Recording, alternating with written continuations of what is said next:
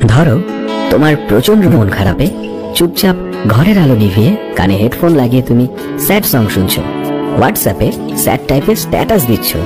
ঠিক তখনই একটা ফোন কল এলো, তারপর কয়েকটা ঘন্টা টানা কথা। কল শেষে সব মন খারাপ গোমরাম নিমেষেই বদলে যায় প্রাণ খোলা হাসিতে। পুরো মাইন্ডটাই রিফ্রেশ হয়ে যায়। কিছু কিছু মানুষ সত্যি ম্যাজিশিয়ান হয়।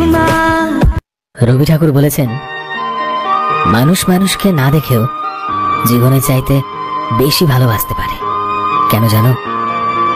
কারণ ভালোবাসা সৃষ্টি হয় মন থেকে, মুখ দেখে নয়। কখনো তো দেখা হবেই, কোথাও না কোথাও দেখা তো হবে। আমাদের দেখা হওয়াটা নিশ্চিত। আর যখন দেখা হবে তখন হয়তো তোমার জন্য আমি আর আমার জন্য তুমি ভগবানের দেওয়া উপহারের চেয়ে কম কিছু হবে না, তাই না?